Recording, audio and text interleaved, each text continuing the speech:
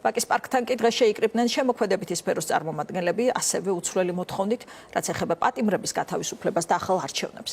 დღეს სხვადასხვა პროფესიული ჯგუფის წევრების მსვლელობები იგეგმება, როგორც გითხარით, 7 საათზე ფილარმონიასთან მუსიკოსები შეიკრიბებიან. DJ-ები, ფოტოგრაფები, ამ სფეროს ყველა წარმომადგენელი, ვინც კი შეიძლება რომ წარმოადგენს ივენთ კომპანიას. რა თქმა უნდა, ეს უწყვეტი პროტესტი არ შეწყდება მუდმივ რეჟიმში, სანამ ხალხის აზრი და ხალხის ხმა არ იქნება გამარჯვებული, მანამდე ეს ყველაფერი არ შეწყდება და არ შევწყვიტავთ ამისთვის ბრძოლას. ვითხოვთ ახალ არჩევნებს, იმიტომ რომ ძალიან ბევრი ადამიანის ხმა იყო გაყალბებული, მითვისებული და ასე შემდეგ.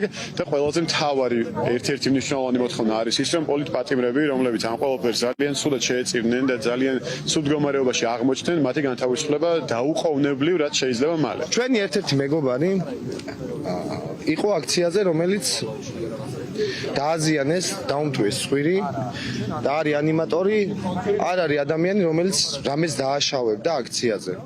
იდგა მშვიდობიანად და რავი, დალეწეს ბიჭი. და მაგისთვის გამოვედით ჩვენ მის მხარდასაჭერად. არავის არ უნდა მოსწონდეს რაც ხდება დღეს. ძალიან სულ მხარეს მივდივარ და სუდი გზა აირჩია ჩვენმა მთავრობამ. ვაპროტესტებ ისეთ არალეგიტიმურ მთავრობას არჩევნების მოპარვის შემდეგ, რომელმაც ჩვენ შვილებს დაამტვრია ცხვირპირი.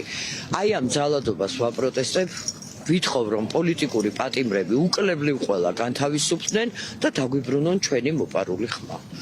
მანამდე ჩვენ არ გავჩერდებით და არავინ არ დაიღლება, იმიტომ რომ ჩვენ ყველანი ერთად ვიბრძვით ბედნიერი ევროპული საქართველოსთვის. ჩვენ ვართ შემოქმედების სფეროს წარმომადგენლები, ჩვენ მარს ქვია შემოქმედების მარში თავისუფლებისთვის და ვაპროტესტებთ და ვითხოვთ ხელახალ არჩევნებს და პოლიტპატიმრების ტყვეების გათავისუფლებას. ვაკის პარკიდან დავიძრებით ფილარმონიამდე და ფილარმონიიდან გადავინაცვლებთ პარლამენტად.